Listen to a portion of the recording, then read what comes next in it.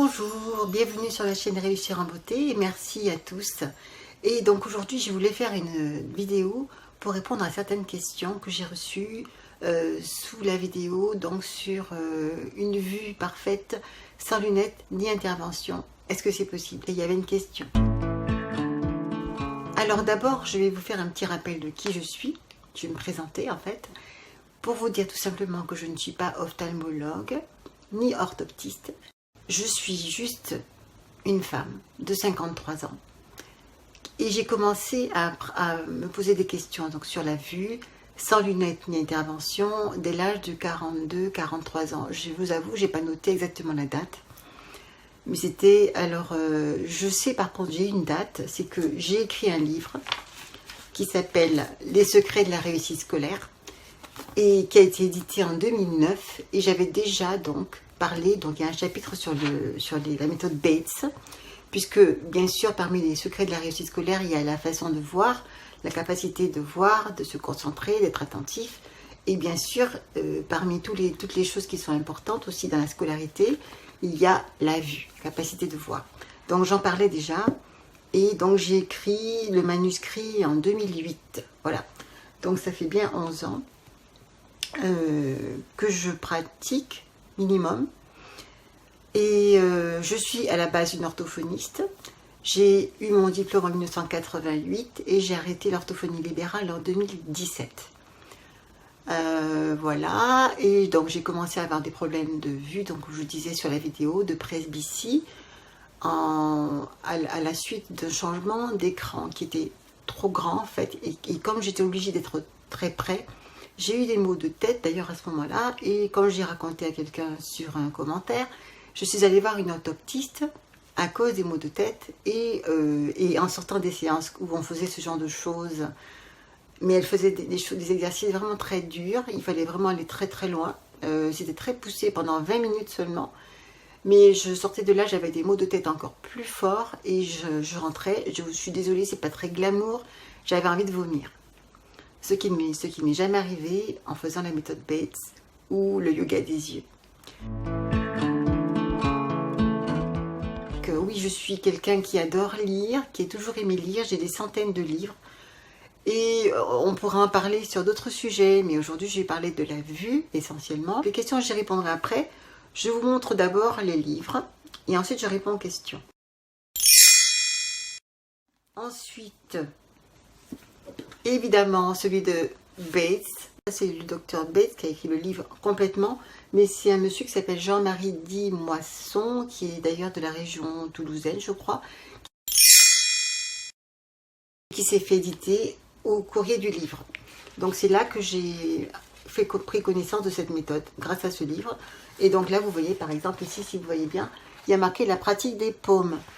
Il y a toutes sortes de choses, parce que lui, c'était un médecin, donc je vous l'ai dit sur les commentaires, qui lui aussi portait des lunettes, et qui à force, il a compris qu'il fallait surtout éduquer les yeux, et il montrait pas mal de choses, comme des personnes âgées qu'il avait réussi à soigner, parce que lui, son premier objectif, c'était pas de faire porter des lunettes aux gens, mais c'était qu'ils les voient mieux, tout simplement. Donc lui, il s'est posé la question, et j'ai trouvé ça une démarche très juste, très authentique, très honnête pour un médecin. Voilà.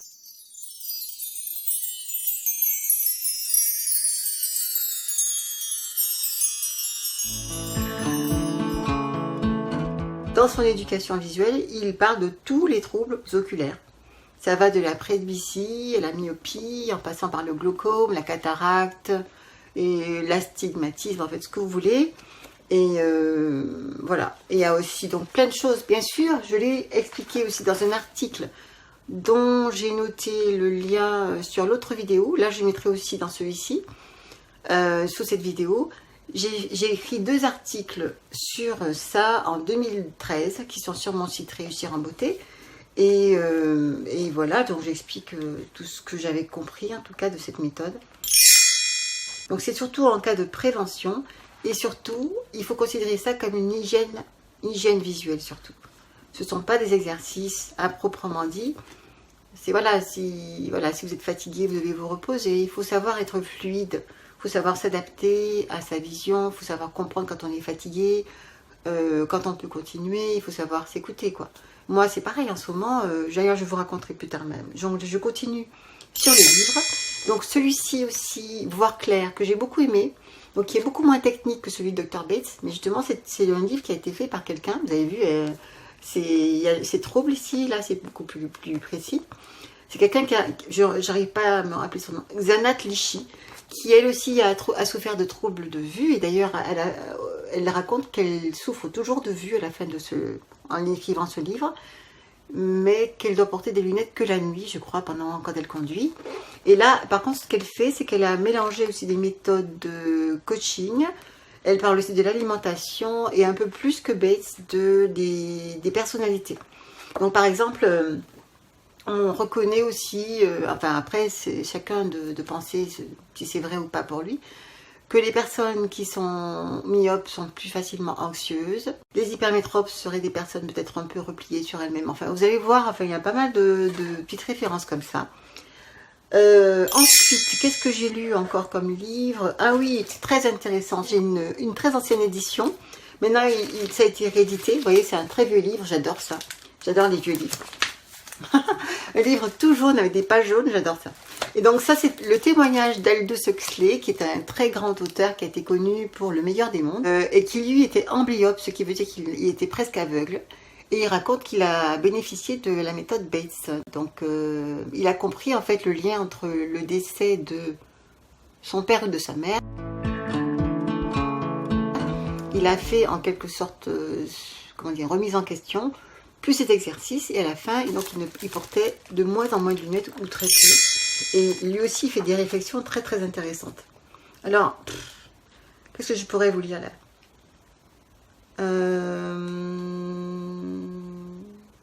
Bon, lui, il parle du défaut physique et mental des yeux, en fait, quand on a un problème visuel.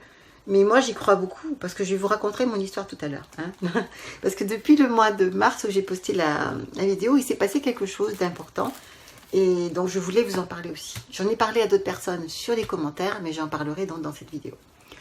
Autre livre que j'ai acheté, le Qigong pour les yeux. Alors, j'avoue que je m'en suis pas beaucoup servi. Dans ce livre, il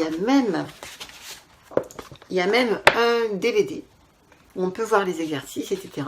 Mais j'avoue que j'avais pas du tout la pratique du Qigong avant, ni pas trop de ce genre de choses. J'ai envie de le faire, mais j'avoue que voilà, dans toutes les choses à choisir, parce que comme je vous le disais, il y a plein de ressources. Il faut choisir celle qui nous convient, celle qui nous plaît, celle qui nous attire. Parce que, évidemment, il y a plein de possibilités. L'œil humain est très utile, mais tous les humains ont des yeux, on va dire. Ça veut dire qu'il y a aussi beaucoup d'intelligence, beaucoup de possibilités, beaucoup de solutions. Là, elle parle par exemple des traumatismes oculaires. Elle parle... Donc, après, elle parle beaucoup, vous voyez, des méridiens, des exercices, voilà, de stimulation des méridiens. Vous voyez, là, elle fait aussi beaucoup de relaxation, finalement. Donc, comme je vous l'ai dit aussi dans certains commentaires, ce qui est important dans la méthode Bates, surtout, c'est surtout la relaxation. Il a trouvé que c'était surtout du sureffort qu'on faisait trop souvent. Pardon, je ne regarde pas au bon endroit. Et qui faisait qu'on avait des troubles visuels. Donc, la meilleure méthode, c'est d'abord la relaxation, respecter ses yeux, respecter son corps en entier, généralement.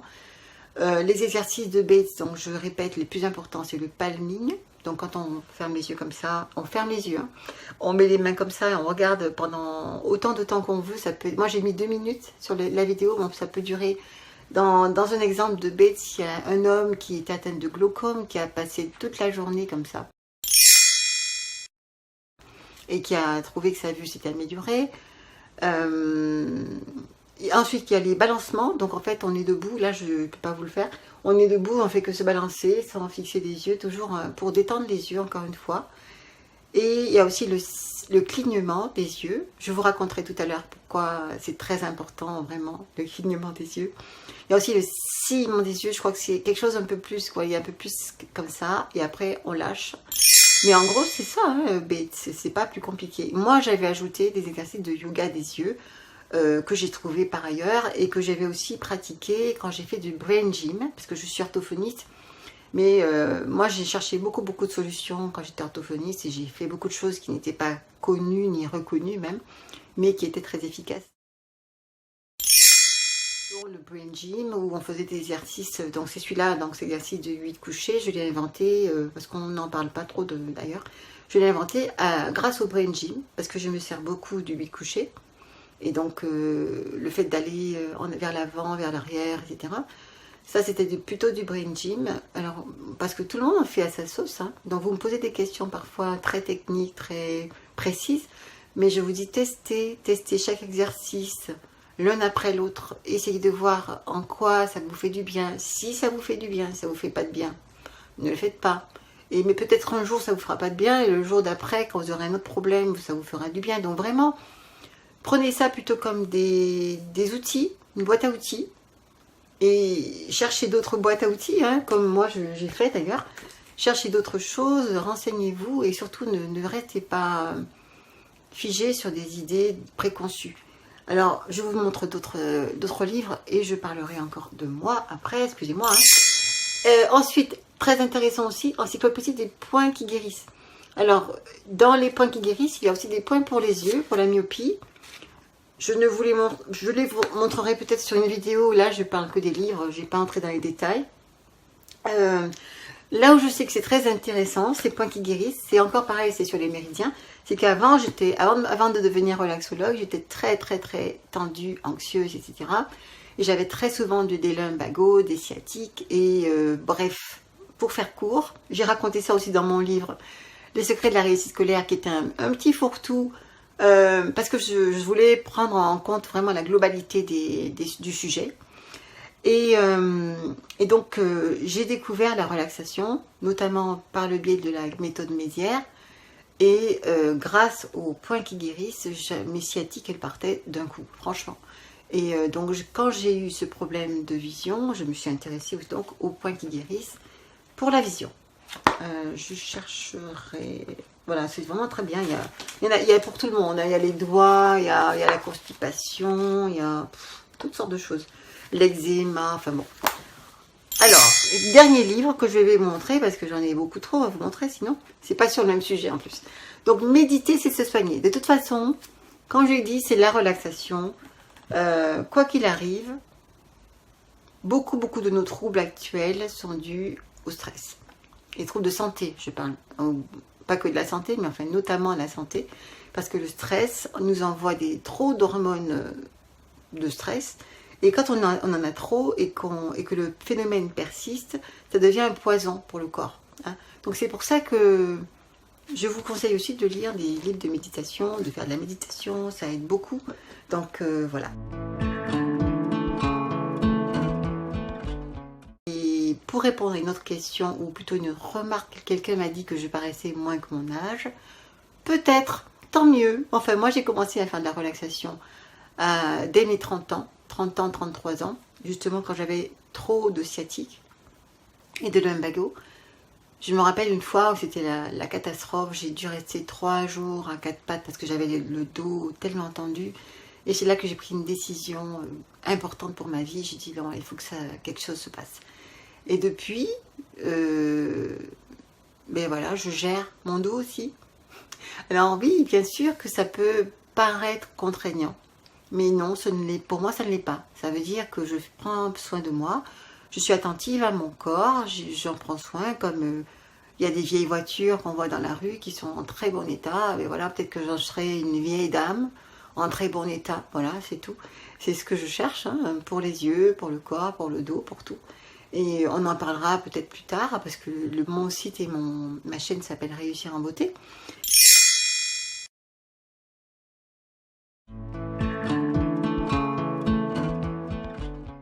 Oui, donc c'est pour tous les troubles oculaires. Vous le faites quand vous voulez, quand vous pouvez. C'est vous qui gérez tout ça, hein, c'est votre corps en fait finalement. Par contre, ne faites pas trop longtemps, ni trop souvent, ni trop fort surtout. Essayez d'être détendu, d'être souple, d'avoir de la compassion, de faire ça avec amour, avec gentillesse. Vos yeux, oh mon Dieu, vos yeux c'est des diamants. Alors, je vais en profiter pour parler donc de ce qui m'est arrivé donc en avril 2019, donc juste après que j'ai posté cette vidéo, c'était assez bizarre d'ailleurs. Eh bien, j'ai une paralysie faciale. Je n'ai pas de photos à vous montrer, j'ai cru que je les avais téléchargées voilà. Mais j'ai tout supprimé de mon téléphone et il n'y a plus rien. Donc tant mieux, hein, parce que j'aimais pas me voir comme ça du tout. Donc pourquoi je vous dis ça? Parce que ça parle encore de la vue. Quand on a une paralysie faciale, moi j'avais du côté gauche. Et j'avais tout le côté gauche qui ne bougeait pas du tout. Et notamment l'œil qui restait ouvert.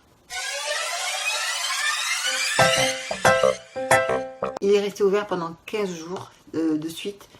Et justement, je n'avais pas la fonction du sillement du côté gauche. Il fallait que je mette des gouttes tous les jours. Et le soir, il fallait que je mette un pansement pour le fermer. Enfin, vous imaginez un peu la catastrophe. J'ai raconté ça aussi sur mon site.